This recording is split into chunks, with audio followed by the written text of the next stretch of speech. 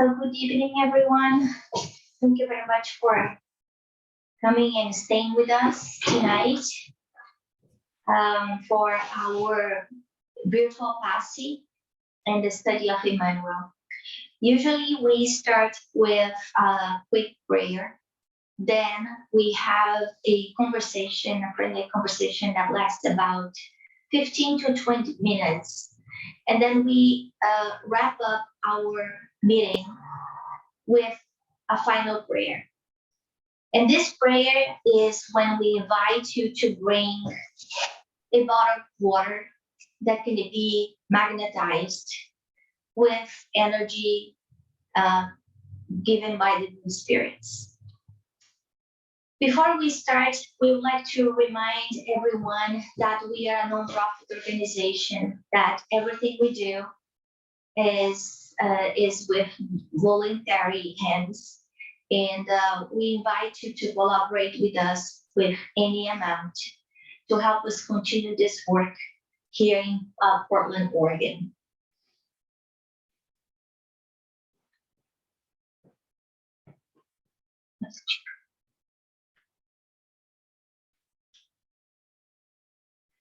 Another reminder is that we will be closed during the holidays. Next week will be the last day that we'll be together during 2022, but we'll return during the third week of January. The best way to get all the updates and then new times for lectures and studies is through our Instagram account at Chico Xavier Portland.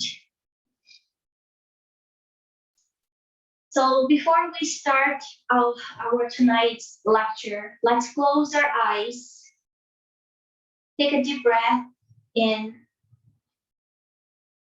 We know that we can receive all God's energy through our breathing. That breathing is one of the best ways for us to heal our minds and heal our bodies.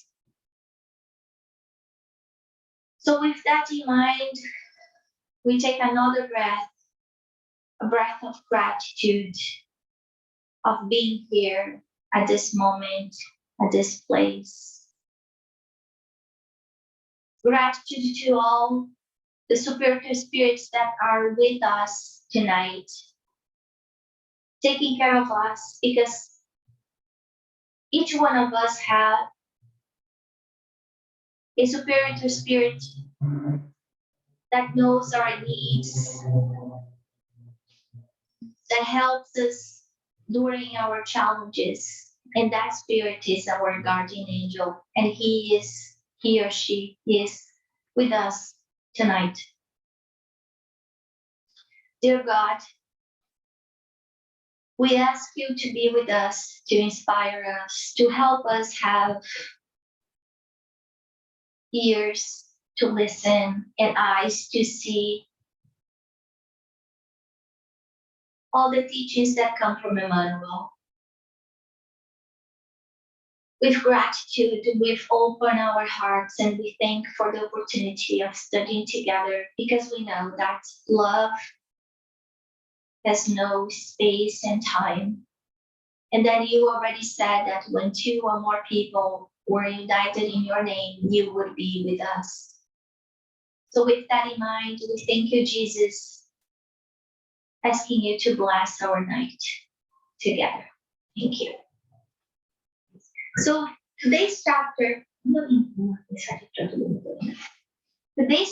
is chapter 179 of the book Living Springs. Let's wash our hands. And it's a very short paragraph that Emmanuel chose from John's Gospel. And then that says basically Jesus, showed them his hands. So just a little bit of the background of what was going over there. So this was right after the resurrection. So we know that Jesus, he dies. And to follow all the scriptures, instead of the soldiers breaking all his bones after he was crucified and passed, basically they put um, a sword on his side just to make sure that he was dead.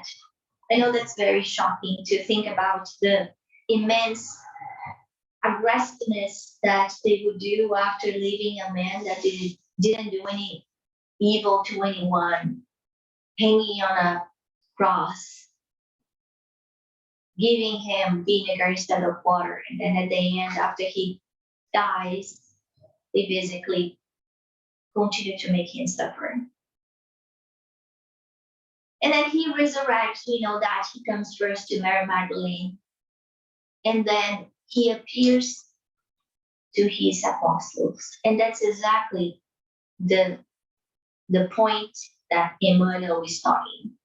Because he appears to the apostles, and the story is kind of funny because the apostles were very afraid of all the Jewish people, the revenge, the type of violence that would go after them after Jesus had passed. So they were inside the room with all doors locked.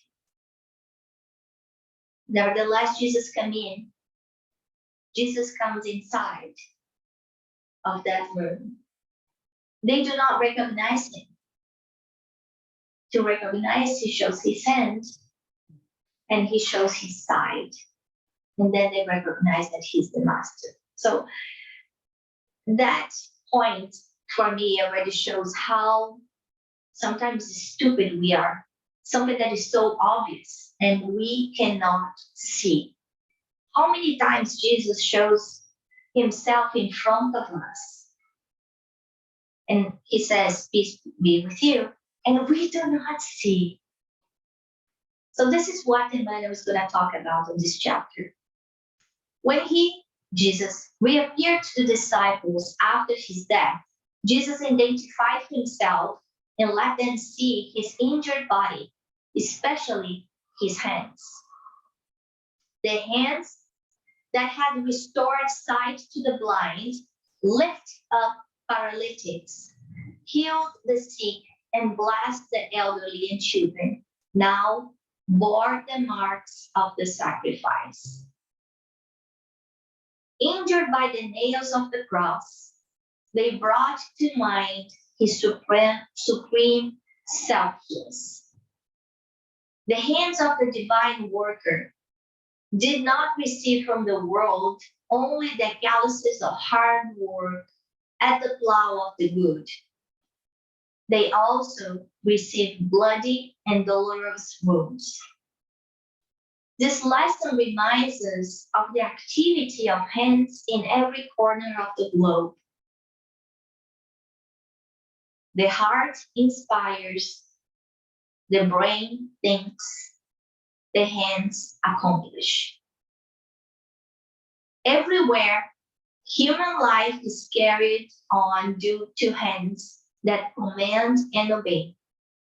Hands that guide, that construct, that sow, that cares, that help, that teach. And hands that kill, that injure, that stone, that beat, that burn, that curse. Our hands are living antennas that exteriorize our spiritual life. Therefore, think carefully about what you do each day.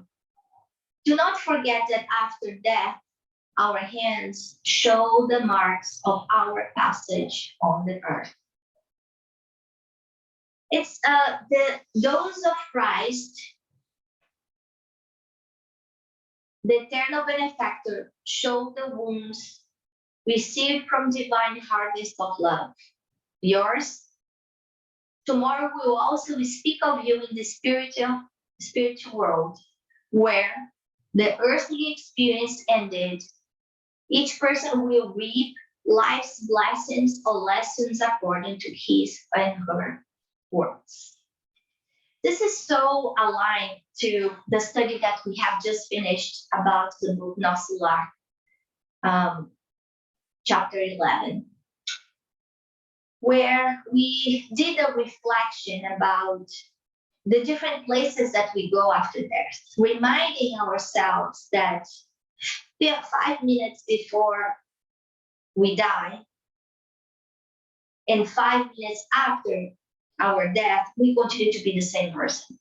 All the feelings, all the emotions that we carry inside ourselves will continue, with the difference that they will be intensified. Why? Because when we are in the spiritual realm, there's no masks. There are no masks. There's no material body that basically works as some type of a prison to what we're feeling. Emmanuel, when he chooses this chapter, this verse actually, and we know that what Emmanuel does on his amazing ability to educate us is that he chooses a small phrase, in this case, a handful of words, and transforms that handful of words into a whole chapter of the book. This book is Living Spring, and the chapter is 179. And what he's showing is that when we look at the Bible, many of us may think that, oh, the Bible is obsolete, this is so old, this was really relevant for people 2,000 years ago, but, times time has changed, and things are very different right now. And he's showing us that the divine truth, the word that was brought 2,000 years ago, and we know that the words that we see today are a small percentage of everything that Christ has done. When we hear that, from old, that if people were to write everything that Jesus was done, they would not be able to fit in all the books in the globe, right? That he's able to unveil that truth and show us what the meaning is behind. When we are talking about the hands that symbolize what? Our work, the labor. That shows us the activities that we do. The activities that we do since we wake up in the morning. So make people think or say, well, what if I were born without hands? The importance is not the hand, but the symbol. In this case, Jesus was showing his wounded hand, the wounded hand that was hurt by a needle. Not a needle. That was hurt in the cross, showing the scar, the blood, showing us that every time that we do our work, not only we get the calluses of the work done, but we hurt ourselves. And Jesus was open to really expose all his perfection, all the goodness that he had inside, to help us see what was important in life. When he's showing his hands, not only the hands that would show the marks of everything that he has done, like curing you people, or helping people discover God. No, he's also showing all the marks that were created during the 3 years that he was in his missionary work. In here, when we are incarnated, we are recognized by our fingerprints. That's one of the first things that we have to do, right? It shows our identity. It shows that each one of us are a different person. No matter where we go, by our fingerprints, we can be recognized. Now, our hands, our fingers are also an instrument of creating things. Because the first thing that happens is that we think, but it's through our hands that we make that into life. It's through our words that we create happiness or sadness, that we build things with our hands. So the hands can also symbolize some type of instrument that we have. An instrument that can be an instrument to build new things as to hurt others. When we go to the spiritual realm, then our fingerprints, our hands, they are basically the sum of everything that we have done, every action that we have taken towards us, towards others. And when I say others, I'm not talking only about my closest neighbor, but I'm also talking about everyone around us, everyone around ourselves. And that's why Emmanuel says, think carefully what you do every day. Because when we pay attention to our actions, sorry. When we pay attention to our actions, throughout self-awareness, to knowing ourselves, then we can understand the impact of those. But how many times we just react to what people want, to what people think, to what I want, to what I think, forgetting there's much more consequences than I can sometimes think. When I think in terms of the seed of an apple, it looks so small. But how many apples are inside of a seed? We cannot count. The moment that we sow that seed grows and becomes a beautiful, mature tree. In that moment, countless apples will come year after year. So even the small actions that we may have, they may have a ripple effect in so many lives. When I'm doing something good to someone, I may be helping not only that person, but their parents, their kids, their brothers and sisters. I may be changing the future of the entire family. On the other hand, when I steal the hope of someone, when I humiliate someone, what will be the impact of that pain, of that emptiness, and not only that person's heart, but what that person will do to others. In our encounter with ourselves, they will look at our hands too, symbolically. Jesus identified himself and let them see his injured body, especially his hands. Because as I said, he showed his side and he showed his hands. But the symbol of his hands is because he wanted them to see that he got hurt, that doing good sometimes may hurt ourselves. The other thing, as I said, is that even though he was showing up, he showed up to Mary Magdalene, he showed to the apostles. At the first moment, they didn't recognize Jesus. And then I keep asking myself, how come? How come? Mary Magdalene recognized when he spoke to her some phrases. The apostles recognized when he showed the wounds. Thomas had to touch the wound.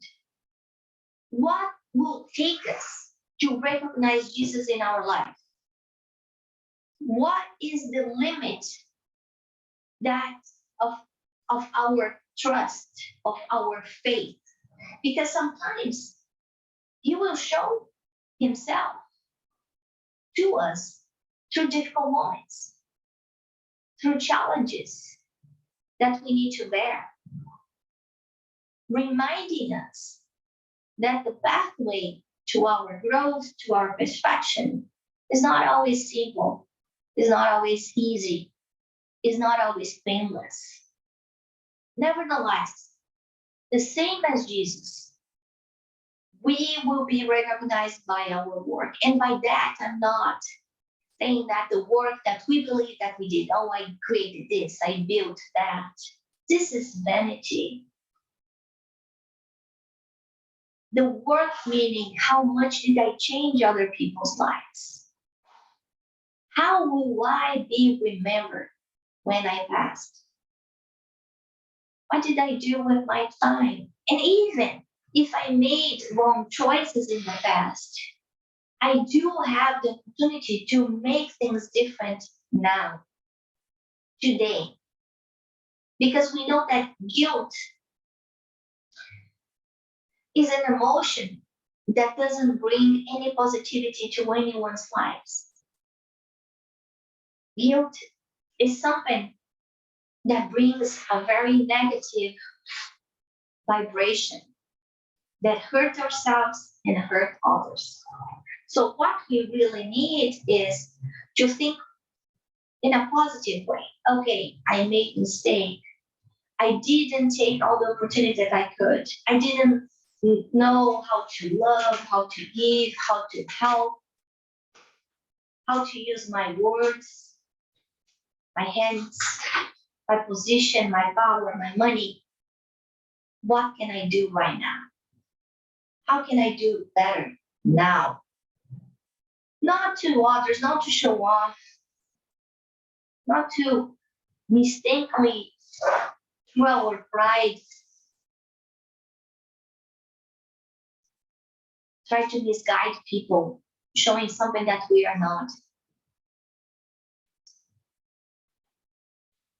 Being our true selves, looking at the mirror with our flaws.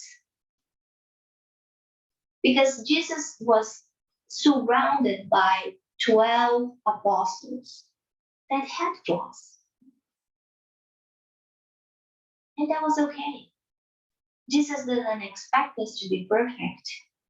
What he expects us is to do the best we can. Now, today, to us and to others. St. Augustine, on the question 919 of the Spirit's book and the question 919a, reminds us a very easy tool for self-reflection. A tool that he used 1600 years ago, 1700 years ago, to help him recognize what he was doing right and what was doing wrong. As he was going to sleep, he would think about his day. He would think about all the good things that he did. He would think about the wrongs, the mistakes, and how to correct them. The same way we can do. We can think about how did I use my time? What were the choices of my words? How did I use my hands? How did I make somebody else's life better or worse? And show accountability. There's no one around us. This accountability is us looking at ourselves in the mirror, recognizing who we are, and trying to make it right. In Spiritism, we talk about inner transformation, and that's exactly what it is. Because the true Spiritist is not the one that is perfect, because here on earth, nobody is perfect. It's the one who is always studying, who is always searching for ways to become a better person, is always searching for ways to help others, to make a difference in other people's lives. And some people may think, okay, but I don't know, I don't have a way to help others. I don't have any money. Well, we can help by listening when people are sad, by giving a hug when people are alone, by using nice words that will give hope for those who are desperate. This exercise of inner transformation is not something that we do once in every blue moon, because this inner transformation is something dynamic that we will need to continue to do until we become perfect. So that will take a few millennia until we get there. But it's a nice recipe for us to recognize what we need to do. And then Emmanuel continues, saying that our hands are living antennas and that exteriorize our spiritual life. And the same antenna, the same instrument can be used for the good, as he describes, to guide, to construct, to sow, to care, to help, to teach. And the same hand can be used to kill, to injure, to stone, to beat, to burn, and to curse. We are the instrument in every place we go. It can be inside our car, it can be in the supermarket, it can be in the office, it can be in our bedroom, inside our house. We are the instrument. Our choices will guide us to good or harmful things. And then he continues. The heart inspires, the brain thinks, the hands accomplish. So it's like a triangle.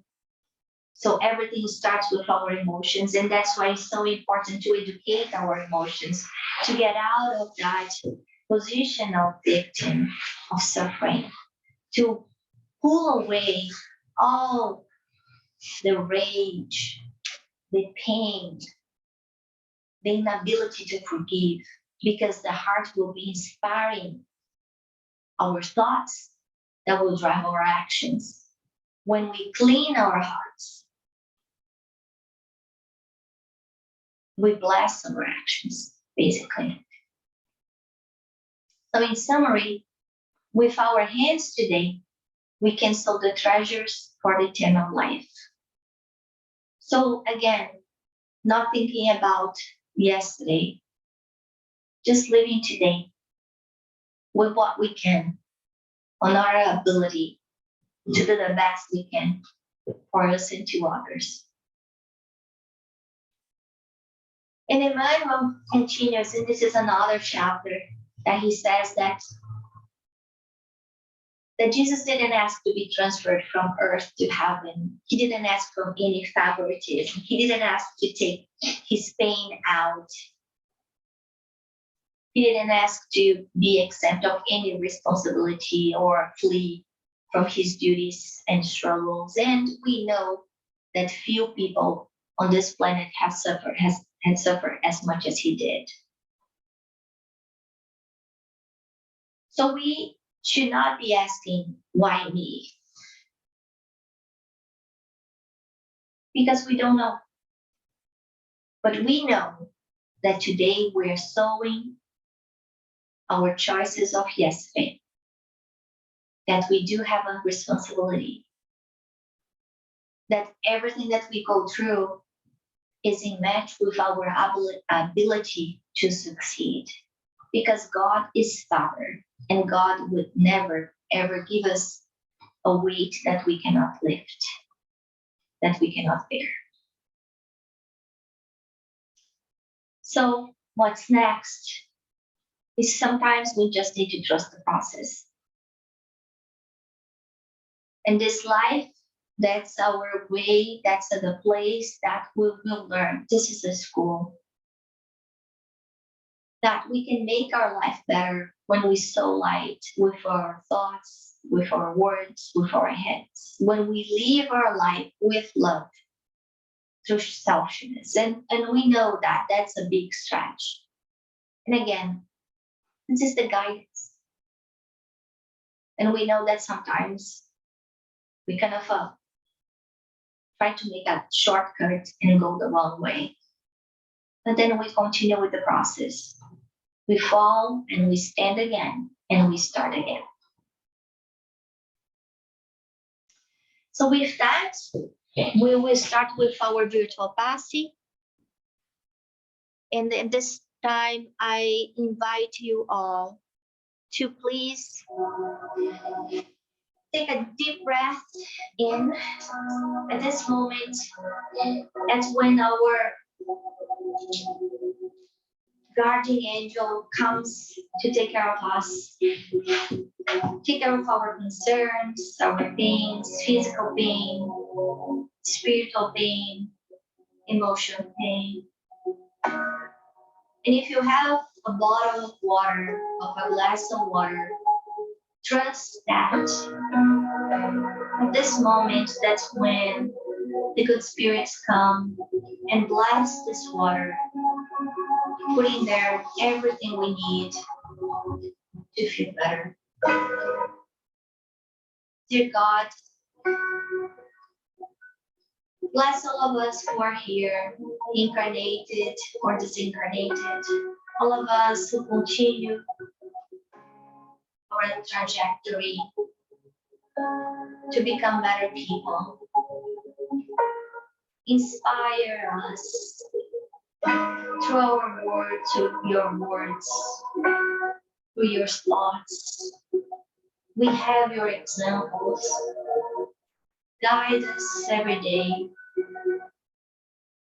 so we can make better choices than yesterday.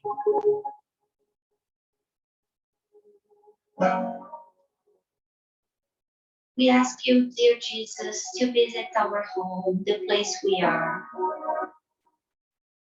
to take care of our family, those who live with us,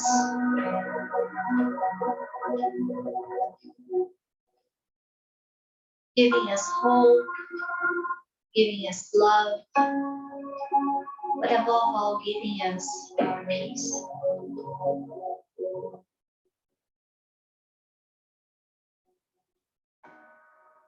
Help us, God, show our hands with happiness in hearts from what we have done, not feeling embarrassed by our choices.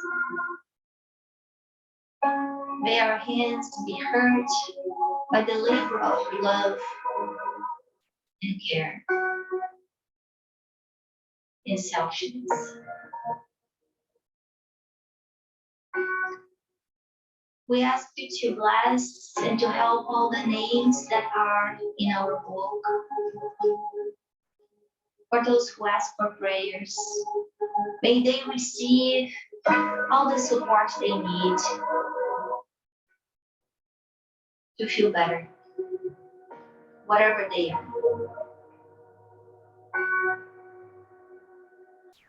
And with that, we thank you for the spiritual Passe,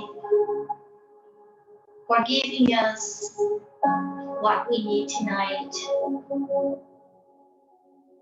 for blessing our water, for inspiring our hearts.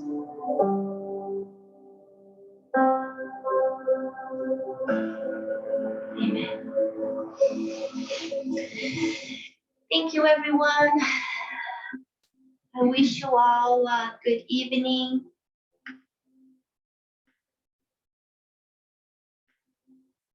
May you have a blessed